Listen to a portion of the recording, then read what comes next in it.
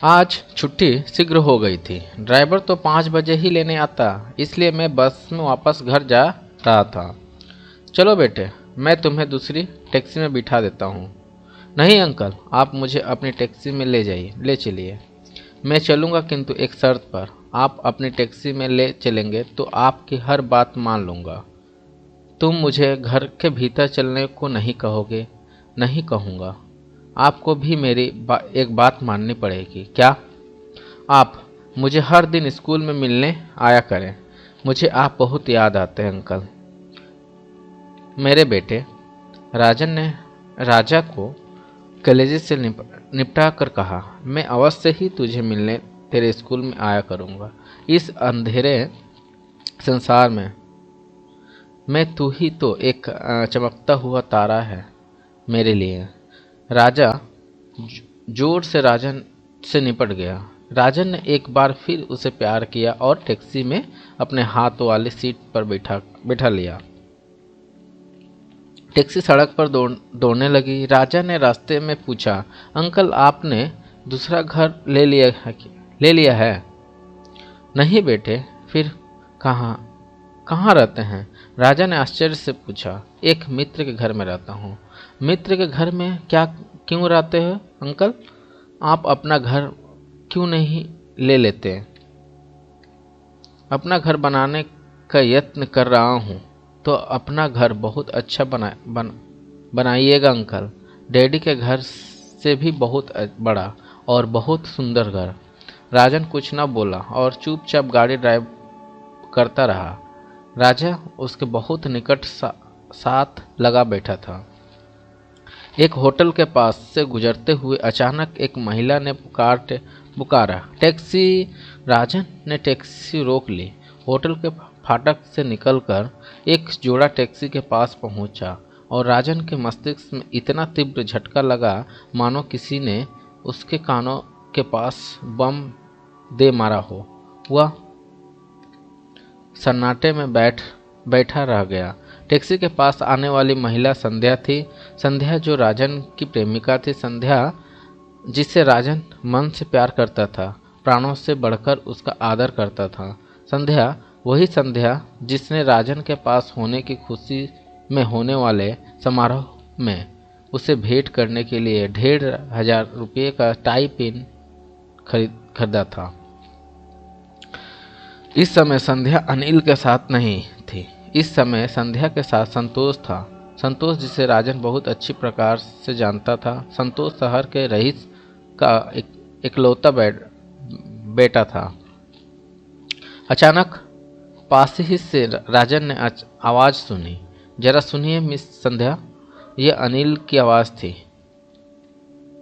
राजन चुपचाप सामने मुंह किए बिना उनकी ओर मुड़े देखता बैठा रहा।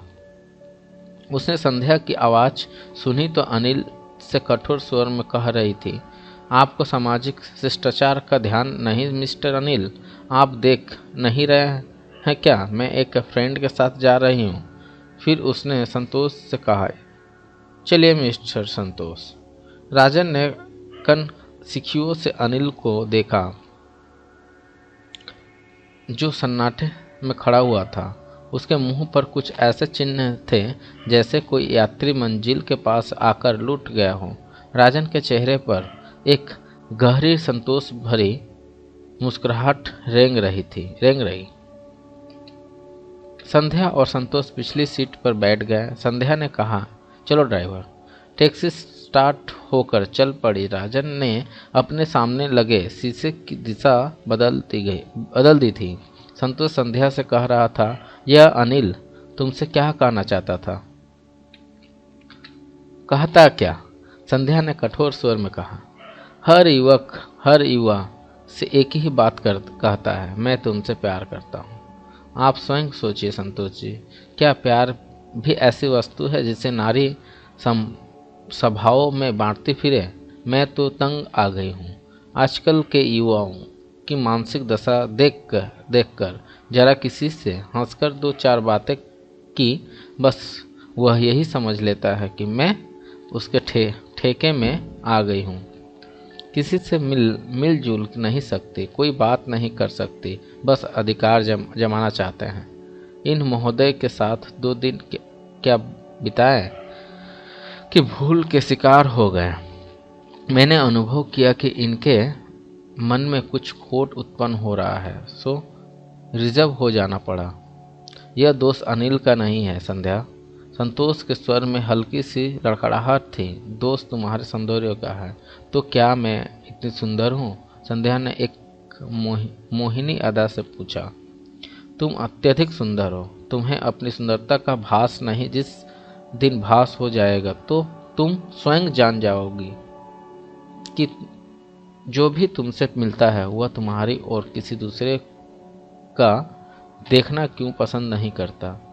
हटिए भी, आप तो मजाक करते हैं। चलो अच्छा है, इसे मजाक समझकर ही टाल जाना। कहीं मेरा नाम भी अनिल जैसा लोगों की सूची में लिख डालो। यह आप क्या कर रहे हैं संतोष बाबू? संध्या गंभीर होकर बोली। आपका नाम भी यदि इन्हीं लोगों की सूची में लिखना होता तो मैं स्वयं किसी से संबंध बढ़ाने का प्रयत्न नहीं करती। लोग स्वयं ही मेरी ओर बढ़ते हैं। मैंने सामाजिक शिष्टाचार के नाते उनका स्वागत किया और लोगों ने न जाने क्या क्या आशाएं मुझसे लगाए रखी। आप तो जानते हैं संतोष जी, मैं एक नारी हूँ और नारी जीवन में केवल एक बार किसी पुरुष को चाहती है, उसी के लिए जीती है और उसी के लिए प्राण भी दे देती है। अच्छा। संतोष ने यह व्यंगपूर्ण ठहाका लगाया और कहा, क्या आप अब स्वयं सोचिए, 15,000 भी कोई चीज़ है? अचानक डैडी का सारा बैलेंस रोटेशन में फंस गया और 15,000 कैश की आवश्यकता आ पड़ी। किंतु अनिल साहब के पास 15,000 रुपये होते तो देते। सच में? संतोष ने जेब में हाथ डालते हुए कहा। जिसके पास होंगे ही नहीं वो देगा ही कहाँ से? अरे अरे, यह आप क्या कह रहे हैं? संध्या ने घबरा कर कहा। मैं अनिल नहीं हूँ संध्या। 20-25 हजार के नोट तो हर समय पर्स में रहते हैं। उफ फो, देखिए आप तो व्यर्थ ही लज्जित कर रहे हैं, संध्या ने कहा। इसका मतलब तुम मुझे पराया समझ रही हो? अरे अरे, यह आप क्या कर रहे हैं संतोष बाबू? आपको पराया समझती तो इतने आदमियों में आप ही का चुनाव कैसे करती? राजन चुपचाप ड्राइव करता रहा। उसका निचला होठ दांतों के बीच दबा हुआ था। उसने शीशे में से देखा संतोष हजार रुपये के 15 नोट संध्या की ओर बढ़ा रहा था। संध्या ने हाथ बढ़ाते हुए कहा, अब नहीं लेती तो आप नाराज हो जाएंगे। नोट लेकर पर्स में रखते हुए वह बोली, आप कितने अच्छे हैं संतोष बाबू। यह अंगूठी पहनो। संतोष ने उंगली से अंगूठी उतार कर संध्या को पहनाते हुए कहा, 21,000 के नग जड़े हैं इसमें। ओह सच? संध्या की आंखें चमक उठी। अगले इतवार को मैं एक बहुत बड़ी पार्टी का आयोजन कर रहा हूँ। पार्टी में हमारी मंगनी की घोषणा कर दी जाएगी। ओह सच संतोष बाबू? संध्या की आवाज़ कपाता रही थी। सच मेरी जान, बिल्कुल सच। मुझे भी जीवन साथी बनाने के लिए ऐसे ही नियम की पक्की और भली लड़की की आवश्यकता है, खोज है। यह कहते कहते संतोष ने संध्या की कमर में हाथ डालना चाहा। संध्या हल्के से हंसकर सिकुड़ गई और धीरे से संतोष का हाथ अपनी कमर से हटा दिया। अचानक टैक्सी के इंजन ने चलते चलते 2-3 छींके ली और 2-3 धक्के लेकर गाड़ी रुक गई। संध्या ने घबरा कर पूछा, क्या हो गया ड्राइवर? यह क्या हो गया? इंजन में कुछ खराबी हो गई है, राजन ने गंभीरता से कहा। संध्या राजन की आवाज़ पहचान कर कुछ चौंक पड़ी। राजन टैक्सी से उतरा और इंजन का बोनट उठाकर उस पर झुक गया। संध्या के चेहरे पर कई रंग आए और चले गए। बड़ी कठिनाई से उसने अपने भावों पर नियंत्रण पाया। उसने इस बीच यह भी नहीं सुना कि संतोष उससे क्या कहता रहा। थोड़ी देर बाद राजन ने बोनट बंद कर लिया। संतोष ने गर्दन निकालकर पूछा, इंजन ठीक हो गया क्या? नहीं साहब, बिना उसकी ओर देखे राजन ने उत्तर दिया। समझ में नहीं आ रहा क्या खराबी हो गई है? कैसे ड्राइवर हो तुम? संतोष झुंझला कर बोला। इंजन की खराबी समझ में नहीं आती? मेरी समझ जरा कमज़ोर है साहब। राजन सिगरेट पैकेट से निकाल कर होठों में दबाता हुआ बोला। किसी चीज़ के भीतर क्या खराबी है यह जरा देर से समझता हूँ। अब फिर क्या तुम्हारे बाप के कंधों पर सवार होकर जाएं? अचानक राजन की आंखें क्रोध से लाल हो गई। उनके खिड़की के पास आकर कहा, जरा एक बार फिर तो कहिए साहब, फिर मैं आपको 4 आदमियों के कंधों पर सवार करा दूं। क्या कहते हो? संतोष ने नथुने फुलाकर कहा, क्रोध में कहा। अचानक राजन ने झटके से गाड़ी की खिड़की खोली और संतोष की बांह पकड़कर झटके से उसे बाहर खींच लिया। संतोष अरे अरे करता रह गया। राजन ने भीतर झांककर संध्या से कहा, कहिए तो आपके साथ भी यही व्यवहार किया जाए? संध्या बौखलाई हुई दूसरी ओर की खिड़की खोलकर नीचे उतर गई। संतोष ने राजन के बल का अनुमान लगा लिया था। संतोष अपने कोट का कलर और आस्तीन को बार बार झटक कर ठीक करता हुआ संध्या और राजन की ओर देख कर बोला, जानते नहीं मैं कौन हूँ? टैक्सी नीलाम करा दूंगा तुम्हारी। राजन ने उत्तर दिया। बिना असावधानी से नया सिगरेट सुलगाया और फिर एक हाथ भीतर डालकर स्टीयरिंग थामा और दूसरे हाथ से टैक्सी को ढकेलता हुआ चल पड़ा। राजन पसीने में डूबा हुआ टैक्सी धकेलता गैरेज में पहुंचा। बहुत बड़ा गैरेज था जिसमें कई कारीगर इधर उधर पड़ी हुई कई गाड़ियों पर काम कर रहे थे। अचानक एक कारीगर ने राजन को देखा और चौंक कर बोला, अरे पार्टनर, यह क्या हुआ टैक्सी को? फिर वह जोर से चीखा, अबे लड़कों, धक्का लगाओ टैक्सी को। सब कारीगर अपना काम छोड़कर गाड़ी को धकेलने लगे। राजन को ऐसा अनुभव हो रहा था जैसे इन सब ने मिलकर उसका बोझ बांट लिया हो। केवल टैक्सी का बोझ ही नहीं बल्कि वह बोझ भी जो संध्या के चरित्र को देखकर उसके मस्तिष्क पर आ पड़ा था। और दूसरे ही क्षण राजन का मूड अच्छा हो गया। इतने में शंकर हाथ में बड़ा सा रेंच लिए हुए काम करने वाले वस्त्र पहने एक ट्रक के नीचे से सरक कर निकला और राजन के पास आता हुआ बोला, अरे यह क्या हुलिया बना रखा है तूने? क्या अकेले ही खींच कर लाया है? रास्ते में इस गैरेज का कोई कारीगर नहीं मिला? राजन मडगार्ड पर बैठता हुआ मुस्कुराया। अरे आदमी नाम के राजन, रास्ते में कई मजदूर ही पकड़ लिया होता, 2-4 रुपये ले लेता। जब मेरी बाहों में बल था तो 2-4 रुपये क्यों व्यर्थ गंवाता? बड़ा कंजूस है, शंकर हंसकर बोला। अरे भोलू, देख बाहर वाले से चाय के लिए कह दे, एक एक्सप्रो भी लेता आइयो। नहीं शंकर जी, अभी मैं इतना बूढ़ा नहीं हुआ हूँ, केवल चाय काफ़ी है। भोलू दौड़ता हुआ बाहर चला गया था। शंकर ने राजन से पूछा, क्या खराबी हो गई है इंजन में? मालूम होता तो स्वयं ही ठीक करने का प्रयत्न करता। दो एक छींके आई और गाड़ी थम गई।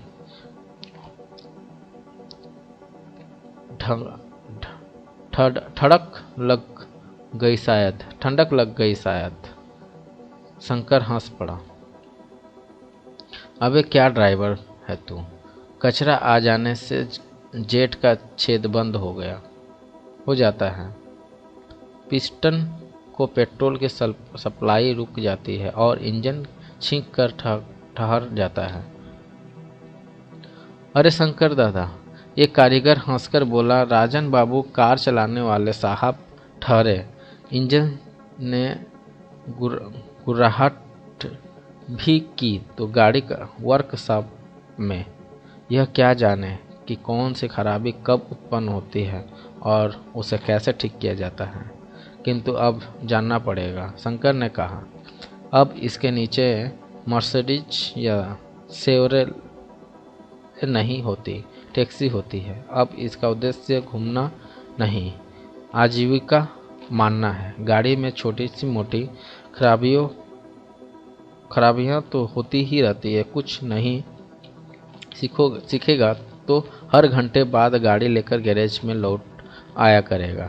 तुम ठीक कहते हो शंकर जी। राजन सुनकर शंकर को ध्यानपूर्वक देखता हुआ बड़बड़ाया, तुम ठीक कहते हो। चल इधर आ। शंकर बोनट उठाता हुआ बोला, मैं तुझे बताऊंगा कार्बोरेटर का कचरा किस प्रकार साफ किया जाता है। राजन मॉडगार्ड से उठकर शंकर के साथ इंजन पर झुक गया। रात के लगभग 2 बजे राजन कोठरी के द्वार पर पहुंचा। फिर कुछ ठिठक कर उसने द्वार खोलना चाहा, किंतु द्वार स्वयं ही खुल गया। राजन ने विमर्श से सुषमा को देखा जो द्वार पर खड़ी थी। राजन अंधेरे में था और सुषमा उसे न देख सकती थी, किंतु राजन सुषमा को स्पष्ट देख रहा था। उसकी आंखें अनिद्रा के कारण लाल हो रही थी और पलकें झुकी पड़ रही थी। उसका रंग फीका फीका सा था। राजन बाबू, सुषमा ने द्वार से पीछे हटते हुए कहा, इतनी देर क्यों लगा दी जांच? तुम अभी तक जाग रही हो?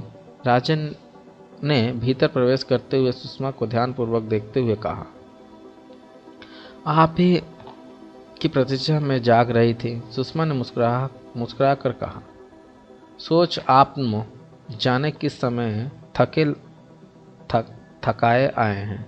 मेरी नींद गहरी हो, द्वार की आहट न सुनाई दे और आपको कष्ट हो।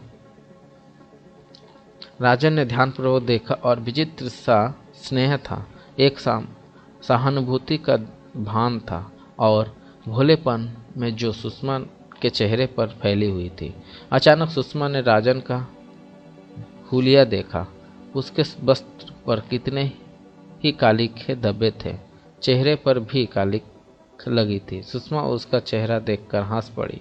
यह हुलिया क्या बना रहा है आपने? टैक्सी खराब हो गई थी, राजन ने धीरे से कहा। चलिए हाथ मुंह धो लीजिए, मैं तरकारी गर्म करती हूँ।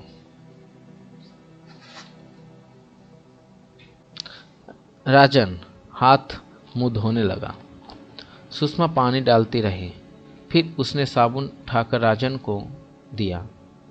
राजन ने साबुन में मलते हुए कनखियों से सुषमा का चेहरा देखा। सुषमा उसी की ओर देखे जा रही थी।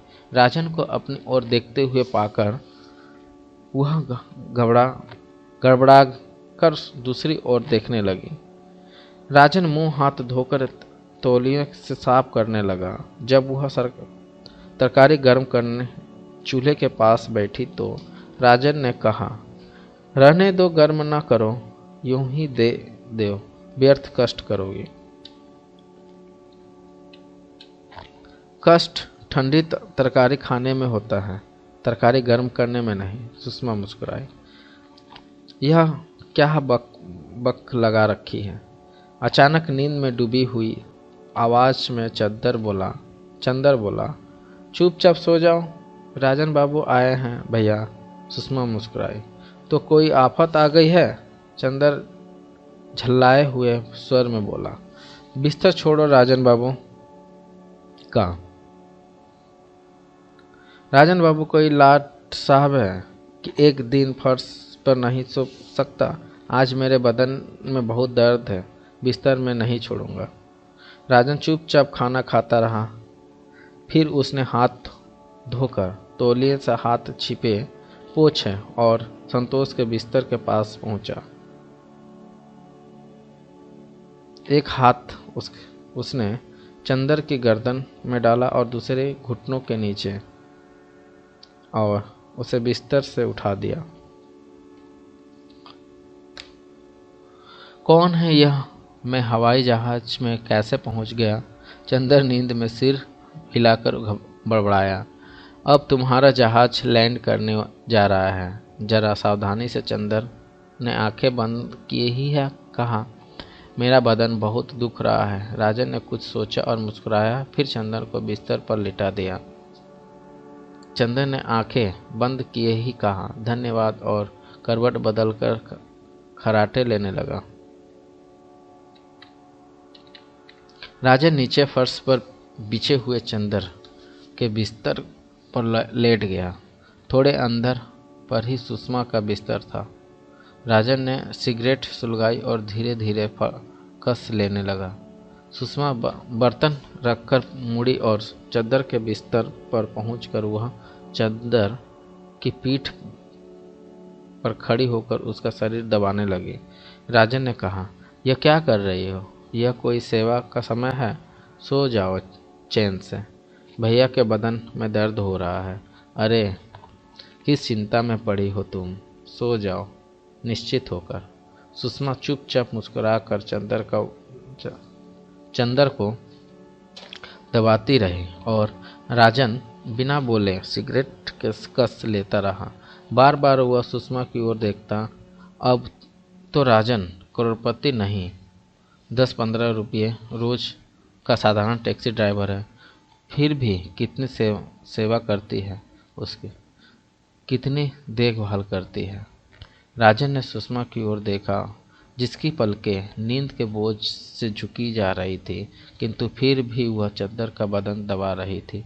इस समय कितनी आभा थी उसके मुख पर, कितनी दीप्ति थी, एक गहरे स्नेह और ममता का प्रकाश।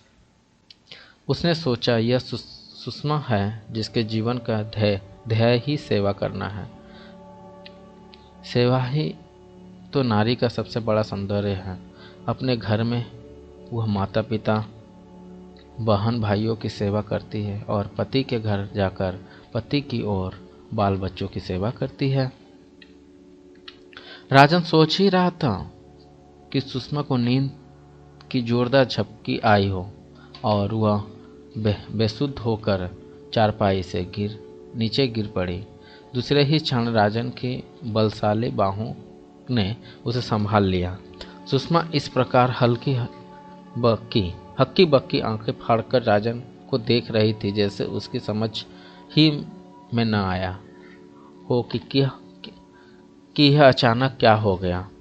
किंतु जैसे ही पूरी सुधि में आई, वह तड़प कर राजन की बाहों से निकली और झट अपने बिस्तर पर चली गई।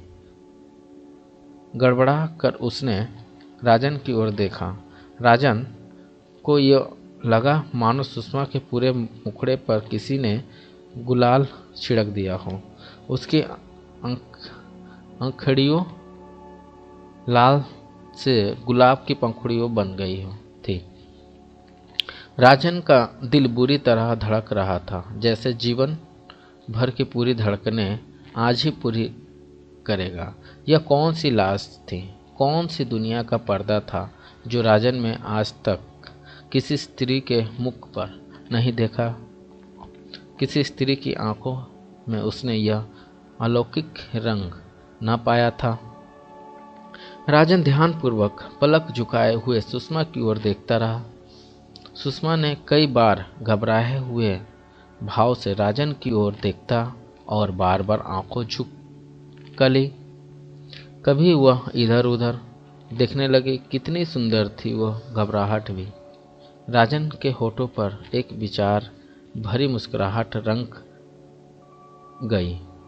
दूसरी दूसरी ही क्षण सुषमा ने दोनों हाथों से अपना चेहरा छिपा लिया। एकाएक राजन का हृदय जोर से धड़का और फिर उसे ऐसा अनुभव हुआ जैसे उसकी धड़कनें किसी गहरे कुएं में जा गिरी हो। इसी समय हल्की सी करवाहट के साथ करवट बदलते हुए चंदर बड़बड़ाया, अबे अंधा अंधा है क्या? देखकर नहीं चलता? एक्सीडेंट हो जाता है तो? राजन ने मुस्कुरा कर आंखें भींच ली। बहुत देर तक वह यूं आंखें बंद लिए कल्पना में खोया रहा और फिर गहरी सांस लेने लगा, जैसे वह गहरी नींद सो रहा हो। किंतु सुषमा को देखने की इच्छा को वह अधिक समय तक दबाए न रख सका। चंद मिनट पश्चात उसने फिर आंखें खोलकर सुषमा की ओर देखा। सुषमा ने एक हाथ की कलाई से आधा चेहरा आंखों समेत ढक रखा था और कंधों तक रजाई ओढ़ी हुई थी। उसकी गहरी सांसों की आवाज़ कमरे में मौन में अलग सुनाई दे रही थी। उसका दूसरा हाथ जमीन पर फैला हुआ था। राजन चुपचाप सुषमा के होठों की हल्की सी थरथराहट देखता रहा। फिर उसकी आंखों सुषमा के चेहरे से उसके पर्स वाले हाथ पर आकर टिक गई। कोमल भरा हुआ पतली उंगलियों वाला सफेद सुंदर हाथ। नहीं, वह होठों में बड़बड़ाया, सुषमा मेरे मित्र और कृपालु चंदर की बहन है। तू भी तो उसका मित्र है और तेरा भी तो उस पर उपकार है। उसका वैरी तो नहीं लूं? नहीं तू? उसके मन ने कहा। किंतु यह पाप है। मित्रता के विश्वास की उजली बेदाग चादर पर यह एक गंदा और अपवित्र धब्बा है। निसंदेह यह पाप होता, उसके अंदर ने कहा। यदि तेरी नियत में पाप होता तो प्यार करना तो कोई पाप नहीं है। प्यार तो एक पवित्र भाव है। यदि इसमें वासना काम सम्मिलित न हो तो देवताओं ने भी किया है। देवता पापी तो नहीं होते। किंतु राजन का गला सूक्ष्म हो गया। क्यों अपने आप को छल दे रहा है? उसका मन फिर बहने लगा। तू कुछ भी सोच, किंतु यह खुली वास्तविकता है कि तू सुषमा से प्यार करने लगा है और तेरे प्यार में पाप की मिलावट नहीं। यह सच्चा प्यार है। हाँ, राजन ने होठ हिलाए। यह सच है। यह भास मुझे अभी अभी हुआ है कि मैं सुषमा से प्यार करने लगा हूँ। सुषमा चुपके चुपके अनजाने ही मेरे मनो मस्तिष्क में प्रवेश कर गई है। उसका विचार धमनियों में समा गया है। फिर पता नहीं किस समय राजन की आंख लग गई। रात भर वह अनोखे सपनों देखता रहा। दूसरी सुबह उसके कानों के पास कई चीज जोर से बजी और राजन जाग उठा। किंतु उसने आंखें बंद रखी। आंखों के पपटों पर उसे तेज उजाले का भास हो रहा था। फिर एक आवाज़ उसने कानों में टकराई। कितनी देर सोते रहोगे? 10 बज रहे हैं। 10? राजन हड़बड़ा कर बिस्तर पर ही खड़ा हो गया। सुषमा चाय के प्याले हाथ में लिए पास खड़ी मुस्कुरा रही थी। राजन के मस्तिष्क में अचानक रात वाली सुंदर घटना उभर आई और उसके घबरा कर सुषमा के चेहरे से दृष्टि हटाकर प्याली उससे लेनी चाहिए। सुषमा ने झट प्याली पीछे खींच ली। आह आह, पहले कुल्ला कीजिए। राजन ने शीघ्र ही मटके से पानी लेकर कुल्ला किया और प्याली सुषमा से लेकर चाय पीने लगा। सुषमा चूल्हे के पास चली गई और राजन चोर दृष्टि से सुषमा की ओर देखता रहा। वह रात की घटना की प्रक्रिया जानने के लिए बेचैन था। आखिर सुषमा ने ही मौन भंग करते हुए कहा, एक बात कहूँ राजन बाबू। राजन का हृदय जोर से धड़का। शरीर में अपराधियों की सी डरी डरी सनसनी दौड़ गई। वह बड़ी कठिनाइयों से बोल सका, कहो। आप यहाँ बेड टी की आदत छोड़ दीजिए। रात भर के खाली पेट पर चाय बड़ी हानि पहुंचाती है। राजन ने संतोष की गहरा सांस ली और धीरे से मुस्कुराकर बोला, छोड़ दी। अच्छा, अब शीघ्र ही मुंह धो लीजिए, पराठे ठंडे हो जाएंगे। आज आपको बहुत देर हो गई है भैया। भैया तो 8 बजे ही चले गए थे। वो उसी समय आपको जगाए दे रहे थे। मैंने ही कठिनाई से रोका उन्हें।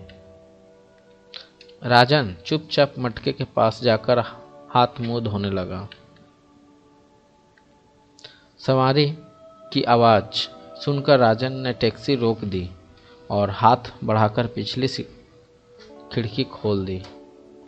एक स्वस्थ सांवले रंग का युवक टैक्सी में सवार होता हुआ अपने साथियों से बोला, आओ यारो, बैठो, तुम भी क्या याद करोगे। राजन ने सिगरेट निकालकर सुलगाई।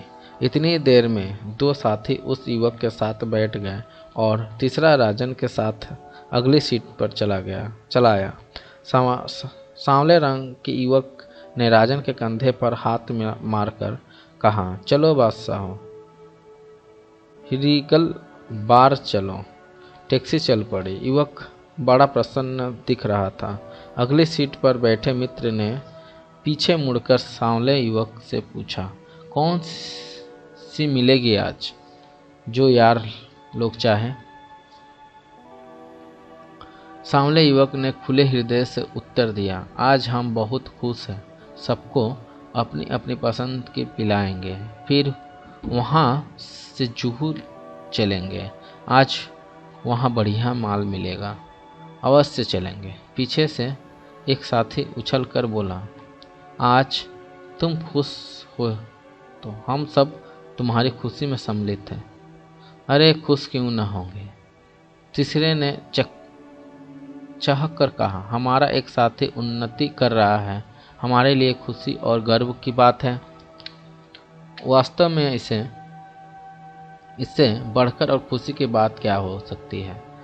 बल्कि यह तो मान का स्थान है कि हमारा एक मित्र अपने बूते पर अपने साहस और परिश्रम से एक साधारण मिस्त्री से इतनी बड़ी फैक्ट्री का मालिक बन बैठा है और अब उसने नया प्लान बना डाला है।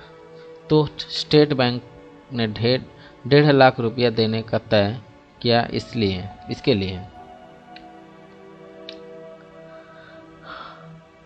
रीगल बार के लिए राजा बहुत धीरे व्यंग भरे स्वर में बड़बड़ाया। क्या? राजन के साथ अपनी सीट पर बैठे व्यक्ति ने चौंक कर पूछा। मैं पूछ रहा था रीगल बार ही चलना है, और कोई इससे अच्छी बार हो तो वहाँ ले चलो। पीछे बैठा सांवला युवक बोला। वह अत्यधिक प्रसन्न मुद्रा में था। दूसरी बार बहुत दूर है, एक ने कहा। फिर यहाँ से जुहू के लिए टैक्सी ही नहीं मिलेगी। चिंता मत करो यारो, युवक बोला। 6 महीने के तक यह टैक्सी इत्यादि का झगड़ा भी समाप्त हो जाएगा। मैंने एम्बेसडर अभी से बुक करा दी है। हाँ, शान से घुमा करेंगे। 1.5 लाख रुपये जिंदाबाद। राजन बड़बड़ाया। क्या कह रहे हो? साथ बैठे व्यक्ति ने राजन से पूछा। कुछ नहीं, राजन ने गंभीर होकर उत्तर दिया। अरे यारो, जीवन में और रखा ही क्या है। सांवला युवक प्रसन्न मुद्रा में बोला। खाओ पियो और ऐश करो, और मित्रों को ऐश कराओ। राजन फिर बड़बड़ाया। फिर टैक्सी ड्राइवर बन जाओ। तुमने फिर कुछ कहा? साथ बैठे व्यक्ति ने कुछ क्रोध प्रकट करते हुए राजन से पूछा। नहीं साहब। रीगल बार के सामने टैक्सी रुक गई। मित्र मंडली टैक्सी में से उतरी। सांवले स्वस्थ युवक ने किराया दिया और साथियों के कंधों पर हाथ रखकर बोला, चलो यारो, मेरी जेब खाली होने के लिए व्याकुल है। राजन ने मुस्कुराते हुए व्यंग कर कसा। मंडली में से केवल एक साथी ने यह वाक्य सुना और राजन को घूर कर देखा। राजन बड़े संतोष से सिगरेट का कस ले रहा था। वह व्यक्ति पलटकर दूसरे साथियों के संग बार की ओर बढ़ गया। इसी समय बार में से अनिल, कुमुद, धर्मचंद और फकीरचंद निकलते दिखाई दिए। वे लोग नशे में लड़खड़ा रहे थे। धर्मचंद ने टैक्सी देखकर पुकारा, टैक्सी। राजन ने चुपचाप हाथ बढ़ाकर पिछली खिड़की खोल दी। अनिल को संभालते हुए धर्मचंद और कुमुद पिछली सीट पर बैठ गए और फकीरचंद लड़खड़ाता हुआ अगली सीट पर आन बिराजा।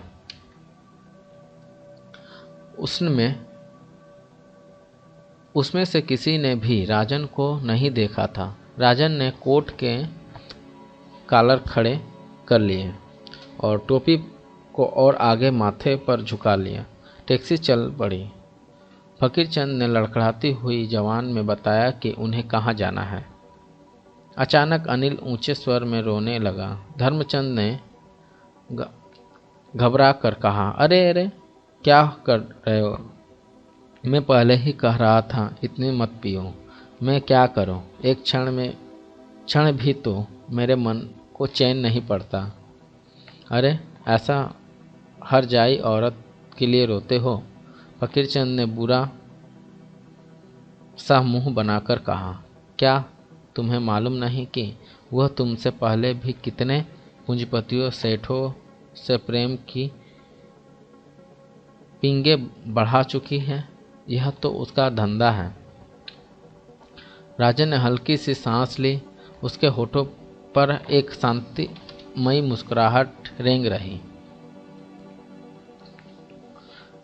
वो जानता था कि बातचीत का विषय संध्या थी। अनिल ने कहा, अरे मुझे उस हरजाई का दुख थोड़े है। मुझे तो चिंता उन 10,000 रुपये की है जो उसने अपने डैडी की तिजोरी से निकाल कर दिए थे, जो उन्होंने एक सौदे के लिए रखे थे। 50,000 थे। 10,000 मैं निकाल लाया था। यदि सौदे के समय पूरे 50,000 न मिले तो डैडी की सारी साख मंडी में समाप्त हो जाए। मेरे डैडी बहुत सख्त हैं। वह मुझे झट फारखती दे देंगे और फिर पूरी धन संपत्ति का अधिकारी मेरा छोटा भाई रह जाएगा। वह वैसे ही मुझसे जलता है क्योंकि उसे पढ़ना पड़ रहा है और मैं ऐसा करता हूँ। अरे तो आंखें बंद करके देने की आवश्यकता ही क्या थी? कुमुद ने क्रोध से कहा। मुझे क्या मालूम था कि वह नीच केवल अभिनय कर रही है।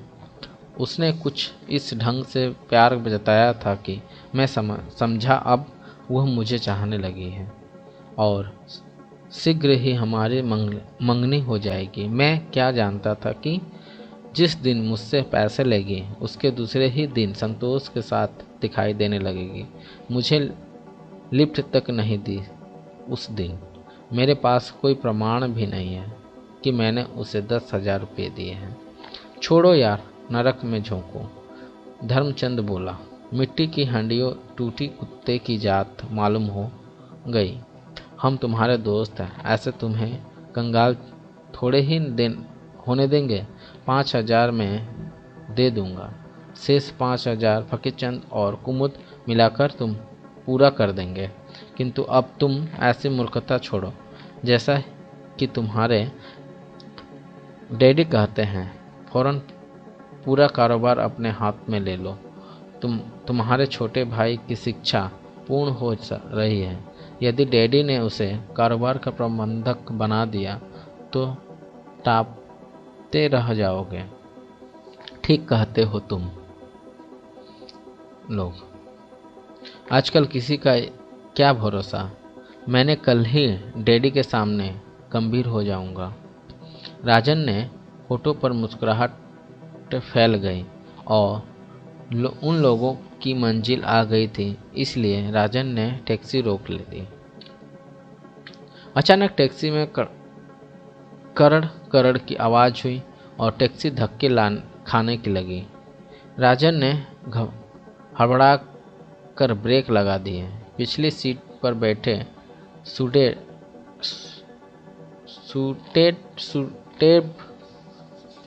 बूटेड व्यक्ति ने घबरा कर आगे झुकते हुए पूछा, क्या हुआ ड्राइवर साहब? राजन ने क्षण भर मस्तिष्क पर बल दिया और बोला, शायद टॉप गियर की गरारी टूटी है। अचानक सूटेड बूटेड व्यक्ति ने जेब से रिवॉल्वर निकाला और राजन की गर्दन पर रखते हुए कठोर स्वर में बोला, गोली मार दूंगा वरना टैक्सी आगे बढ़ाओ। राजन सन्नाटे में रह गया। सूटेड बूटेड व्यक्ति ने पीछे देखा एक कार तेजी से पीछे आ रही थी। अजनबी फिर राजन की ओर मुड़कर बोला, जल्दी बढ़ाओ नहीं तो मारता हूँ गोली। मैं सब समझता हूँ। तुम भी शायद उसी टोली के साथ हो जो बैंक से मेरे पीछे लगी आ रही है। मुझे अपनी कार की प्रतीक्षा थी। यदि बैंक बंद होने का समय इतना कम न होता तो टैक्सी में न बैठता। मेरा अर्धली भी वर्क सब चला गया था ड्राइवर के साथ। साहब, राजन आश्चर्य से बोला, मेरी समझ में नहीं आता आप क्या कह रहे हो।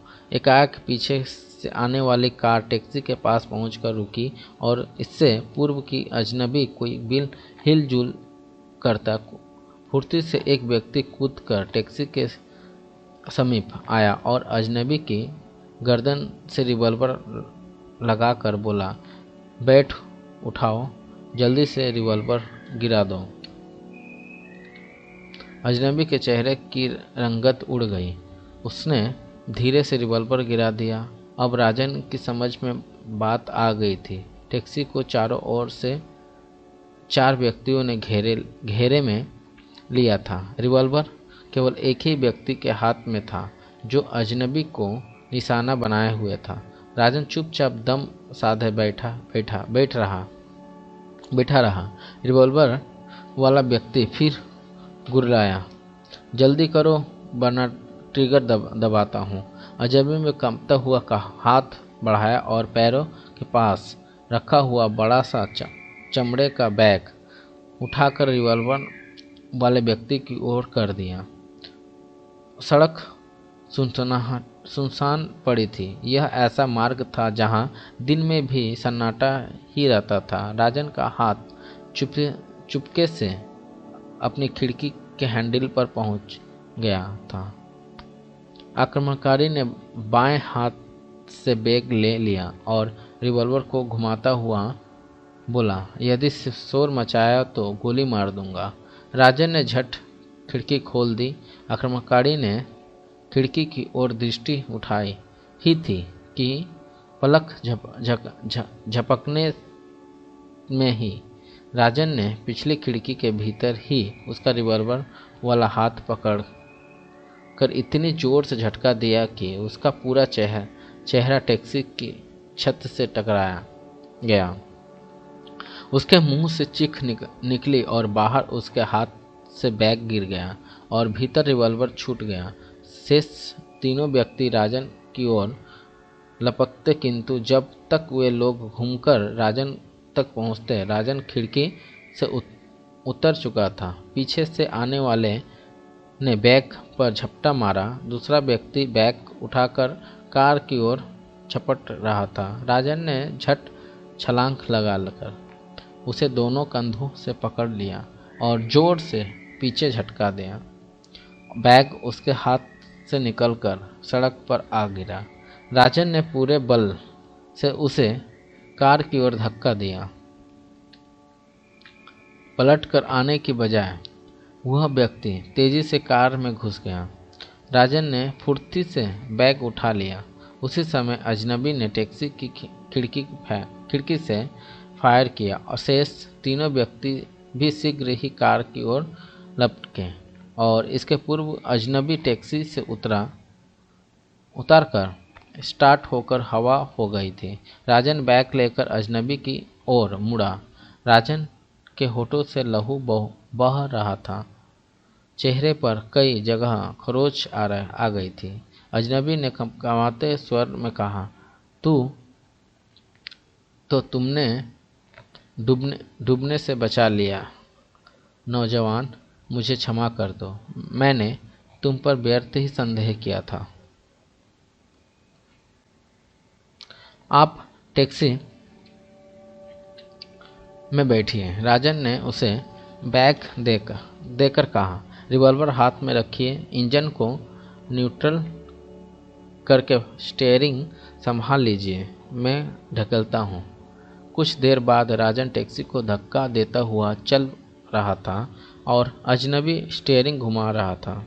अचानक सामने से एक कार आती हुई दिखाई दी और अजनबी ने झट टैक्सी को ब्रेक लगा दिया। राजन झटका लगने से गिरते गिरते बचा। अजनबी बड़ी फुर्ती से नीचे आया और कार को खड़ी करने का संकेत करने लगा। उसमें से एक ड्राइवर और एक सफ़ेद वर्दी पहने व्यक्ति को, जो अर्दली दिखाई देता था, नीचे उतरे। अजनबी ने क्रोध में कहा, इतनी देर लगा दी तुम लोगों ने। तुम्हें मालूम है कि दफ्तर कितने बजे बंद होता है और आज तो नौकरों को वेतन बांटना है। साहब, अर्दली ने नम्रता से झुककर कहा, वर्कशॉप में देर हो गई थी।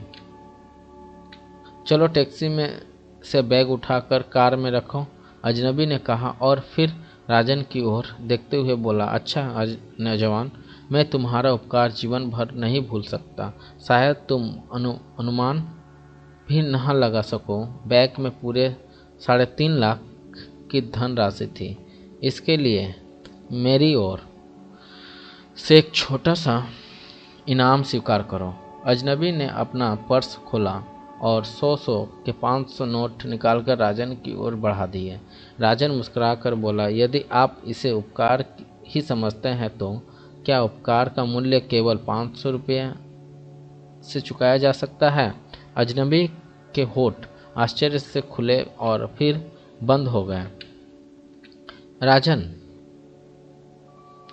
उसी मुस्कुराहट के साथ बोला, ये 500 रुपये कुछ गरीबों में बांट दीजिएगा, जिससे उनकी शुभकामनाएं, उनकी प्रार्थनाएं ऐसे ही समय में आपके काम आए। यह कहकर राजन टैक्सी की ओर बढ़ा ही था कि अजनबी ने कहा, ठहरो नौजवान। राजन अजनबी की ओर मुड़ा। अजनबी ने लज्जित सी मुस्कुराहट के साथ कहा, मैं एक बार फिर क्षमा चाहता हूँ कि मैंने तुम्हें समझने में भूल की। इस उपकार का बदला तो मैं शायद कभी न चुका सकूं। हाँ, शायद जीवन के किसी मोड़ पर मैं तुम्हारे काम आ सकूं। मैं जेमसन का मैनेजर हूँ। तुमने यह नाम अवश्य सुना होगा। बहुत बड़ी फैक्ट्री है जहाँ मोटर कारें तैयार होती हैं। यह रहा मेरा कार्ड। मैनेजर ने कार्ड निकालकर राजन को देते हुए कहा, आधी रात को भी तुम किसी आवश्यकता के समय मेरे पास आ सकते हो। राजन ने चुपचाप कार्ड लेकर जेब में रख लिया। अजनबी ने एक स्नेहमयी मुस्कुराहट के साथ राजन को देखा, उसके कंधे पर बड़ी आत्मीयता से हाथ रखा और कार में सवार हो गया। थोड़ी देर बाद कार चलती गई। राजन टैक्सी ढकलने लगा। जोर जोर से खांसते हुए शंकर की सांस फूल गई। राजन ने कार के नीचे लेटे लेटे पूछा, क्या बात है दादा, आज बहुत खांसी उठ रही है तुम्हें? शंकर ने खांसते खांसते बलगम थूका और सांस ठीक करता हुआ बोला, 2 बज गए हैं भाई, तू कब तक लगा रहेगा? दादा, सुबह तक किसी भी तरह गाड़ी ठीक करनी है। सुबह तक? अरे यह तो कल दोपहर तक भी कठिनता से ठीक होगी। मुझे कल सुबह से गाड़ी चलानी है दादा, और तुम्हारे में गैरेज में कोई फालतू टैक्सी है नहीं। एक दिन न चलाएगा तो क्या हो जाएगा? बहुत कुछ हो जाएगा दादा। अब मैं दिन भर में 20 रुपये कमा लेता हूँ। महीने में 5 दिन भी यदि इस प्रकार छुट्टी कर लूँ तो 100 रुपये की हानि हो जाएगी। पर मेरी तो तबीयत खराब है। उधर बेबी घर पर प्रतीक्षा कर रही होगी, नौकरानी अलग बिफरी बैठी होगी। जब तक मैं नहीं पहुंच जाता नौकरानी रुकी रहती है। बाल बच्चों वाले हैं वह भी। तुम जाओ दादा, आराम करो। अरे मैं चला जाऊंगा तो तू कैसे ठीक रहेगा? कभी पहले भी यह काम किया है? अब तो कर रहा हूँ। किसी गोरख धंधे की गिरह तो समझ में आ जानी चाहिए। शेष गिरह स्वयं खुलती चली जाती हैं।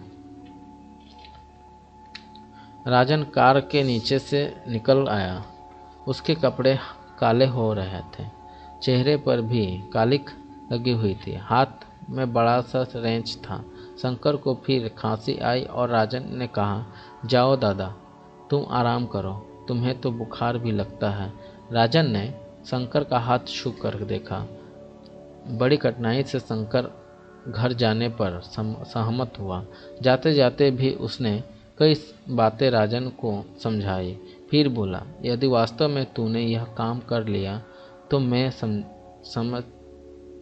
समझूंगा तू ड्राइवर से अच्छा मैकेनिक है।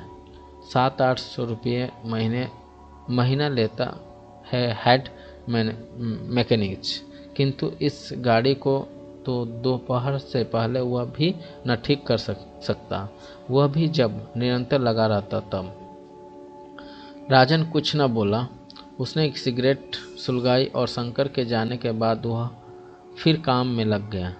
लगभग 20 मिनट बाद अचानक फटाक चरमराया और राजन ने सिर निकालकर देखा। फिर वही सन्नाटे में लेटा रह गया। उसने सुषमा को देखा था, जो इधर उधर देखती हुई आगे बढ़ रही थी। उसके हाथ में छोटा सा टिफिन कैरियर भी था। राजन कार के नीचे था, इसलिए सुषमा उसे न देख पाई थी। राजन ने धीरे से हाथ बढ़ाकर सुषमा के पैर छू लिए। सुषमा डर से उछलकर चीख पड़ी। राजन कार के नीचे से हंसता हुआ निकला और बोला, डर गई?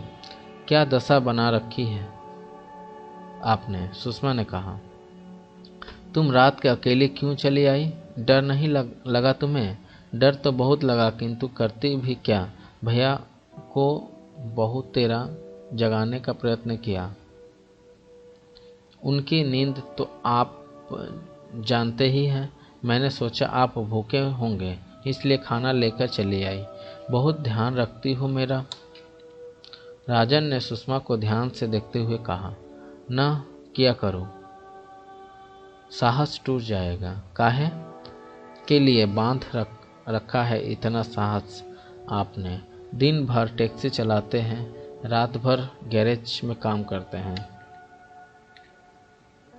क्या केवल ड्राइवरी करने से आपका पेट नहीं भरता?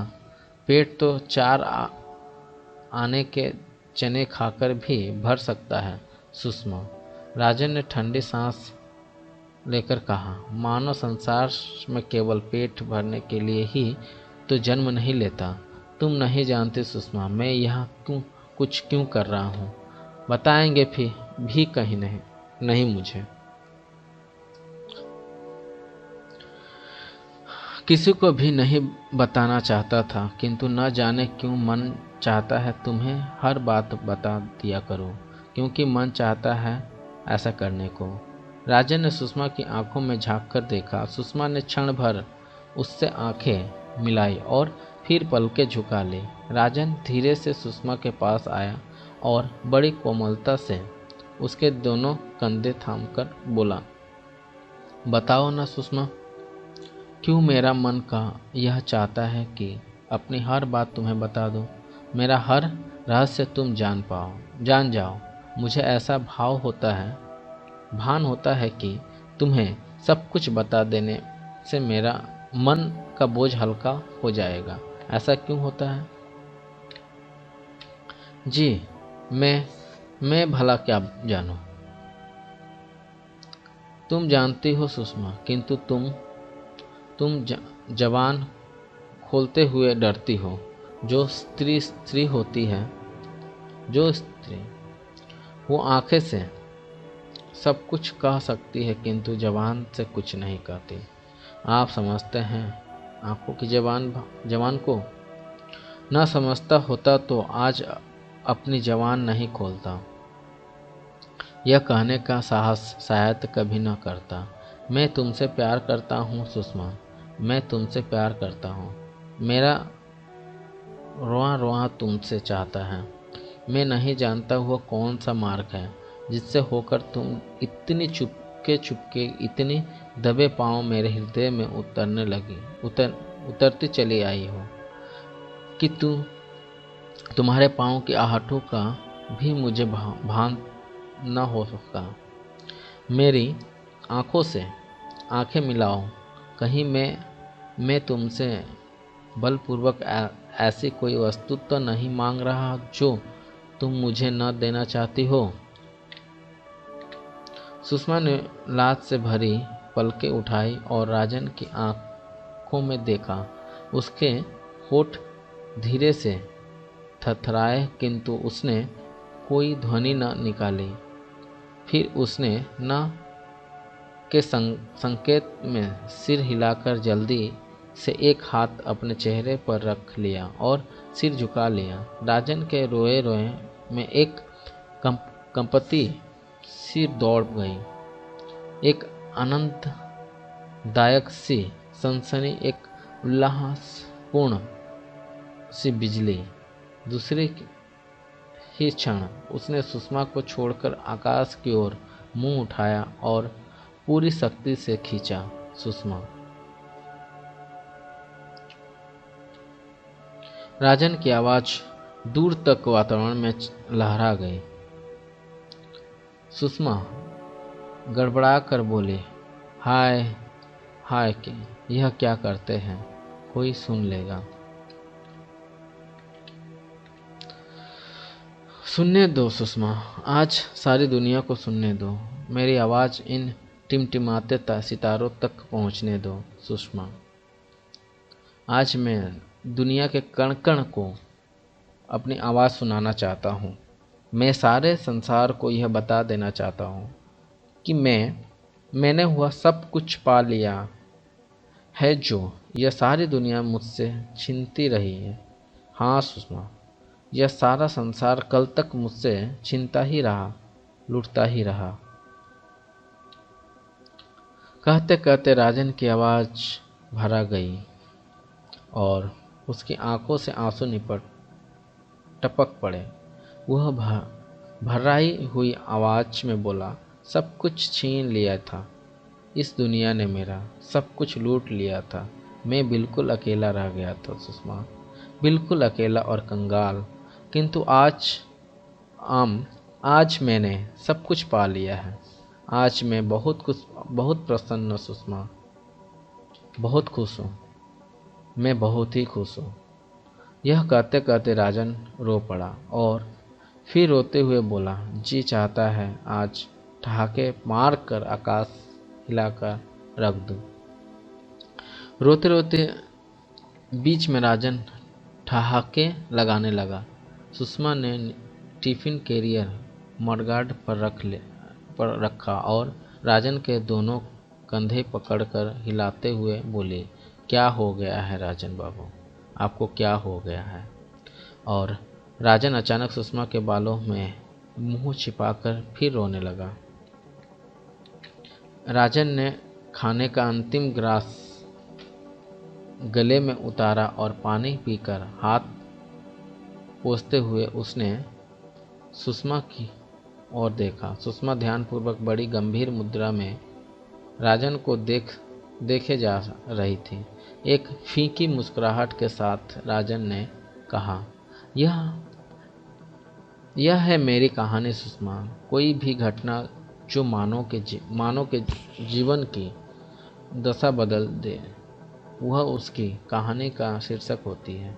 आज भी भैया की वे आंखें मेरी कल्पना में है जब उन्होंने मुझे मेरे अधिकार से वंचित किया था। कितना परायापन था उन आंखों में, जैसे हम दोनों में रक्त का कोई संबंध ही ना हो। सुषमा, मैं जीवन में किसी भी मोड़ पर इन घटनाओं को नहीं भूल सकता जिनके कारण मैं अकेला रह गया था। इतना अकेला कि मुझे अपनी सांसें तक अपरिचित लगने लगी थी। दुनिया और दुनिया के हर संबंध में मेरा विश्वास उठ गया था। निराशा के हर गहरे अंधकार में मुझे तुमने और चंदन ने उजाले की हल्की सी किरण दी थी। वह किरण, वह प्रकाश मेरे जीवन के लिए अपर्याप्त था, मेरे साहस और विश्वास के लिए पूरा ना था। तुम्हारे प्यार, तुम्हारे स्नेह ने मुझे नया साहस, नई शक्ति प्रदान की है, एक नया निश्चय दिया। आज मेरा मन चाहता है कि जीवित रहूं और जीवित रहकर उन लोगों को बताऊं कि तुम्हारे सब कुछ छीन लेने पर भी मैं कंगाल नहीं हुआ। मुझे प्यार का धन मिल चुका है और जिस दौलत के तुम पुजारी हो, एक दिन मैं उसी दौलत के ढेर लगाकर उन ढेरों पर बैठूंगा और चीख चीख कर लोगों को बताऊंगा और उसमें उनसे कहूंगा, आओ ए दौलत के पुजारियों, आओ मेरे आगे सिर झुकाओ, मुझे सजदा करो। संकेत करने लगा। उसमें से एक ड्राइवर और एक सफ़ेद वर्दी पहने व्यक्ति को, जो अर्दली दिखाई देता था, नीचे उतरे। अजनबी ने क्रोध में कहा, इतनी देर लगा दी तुम लोगों ने। तुम्हें मालूम है कि दफ्तर कितने बजे बंद होता है? और आज तो नौकरों को वेतन बांटना है। साहब, अर्दली ने नम्रता से झुककर कहा, वर्कशॉप में देर हो गई थी। चलो टैक्सी में से बैग उठाकर कार में रखो, अजनबी ने कहा और फिर राजन की ओर देखते हुए बोला, अच्छा नौजवान, मैं तुम्हारा उपकार जीवन भर नहीं भूल सकता। शायद तुम अनुमान भी न लगा सको। बैग में पूरे 3.5 लाख की धनराशि थी। इसके लिए मेरी ओर से एक छोटा सा इनाम स्वीकार करो। अजनबी ने अपना पर्स खोला और 100 के 500 नोट निकालकर राजन की ओर बढ़ा दिए। राजन मुस्कुराकर बोला, यदि आप इसे उपकार ही समझते हैं तो क्या उपकार का मूल्य केवल 500 रुपये से चुकाया जा सकता है?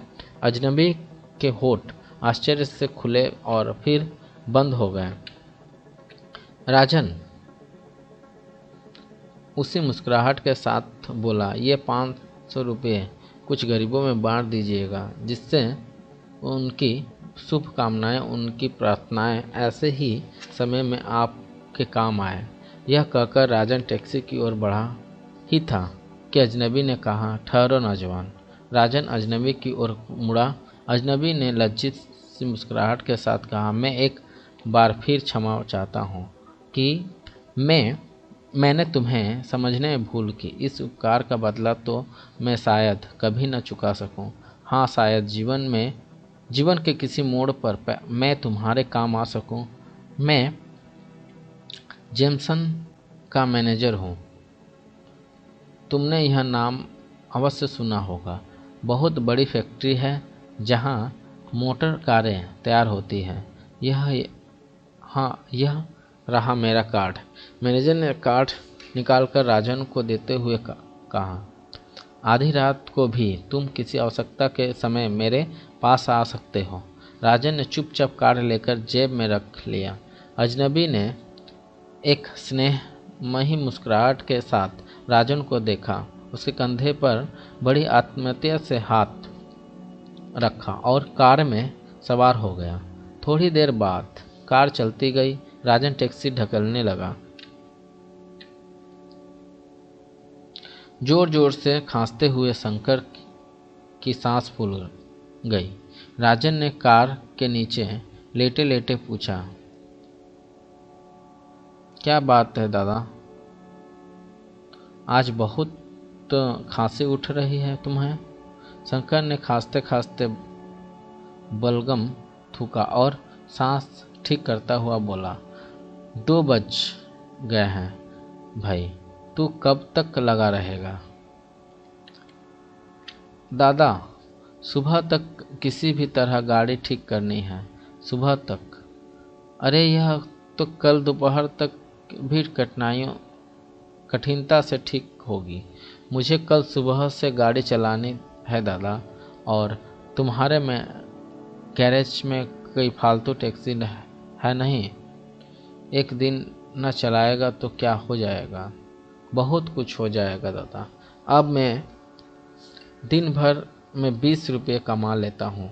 महीने में 5 दिन भी यदि इस प्रकार छुट्टी कर लूँ तो 100 रुपये की हानि हो जाएगी। पर मेरी तो तबीयत खराब है। उधर बेबी घर पर प्रतीक्षा कर रही होगी। नौकरानी अलग बिफरी बैठी होगी। जब तक मैं नहीं पहुंच जाता नौकरानी रुकी रहती है। बाल बच्चों वाले हैं वह भी। तुम जाओ दादा, आराम करो। अरे मैं चला जाऊंगा तो तू कैसे ठीक रहेगा? कभी पहले भी यह काम किया है? अब तो कर रहा हूँ। किसी गोरख धंधे की गिरह तो समझ में आ जानी चाहिए। शेष गिरह स्वयं खुलती चली जाती हैं। राजन कार के नीचे से निकल आया। उसके कपड़े काले हो रहे थे, चेहरे पर भी कालिख लगी हुई थी। हाथ में बड़ा सा रेंच था। शंकर को फिर खांसी आई और राजन ने कहा, जाओ दादा, तुम आराम करो, तुम्हें तो बुखार भी लगता है। राजन ने शंकर का हाथ छू कर देखा। बड़ी कठिनाई से शंकर घर जाने पर सहमत हुआ। जाते जाते भी उसने कई बातें राजन को समझाई। फिर बोला, यदि वास्तव में तूने यह काम कर लिया तो मैं समझूंगा तू ड्राइवर से अच्छा मैकेनिक है। 700-800 रुपये महीना लेता है हेड मैकेनिक। किंतु इस गाड़ी को तो दोपहर से पहले वह भी न ठीक कर सकता, वह भी जब निरंतर लगा रहता तब। राजन कुछ न बोला। उसने एक सिगरेट सुलगाई और शंकर के जाने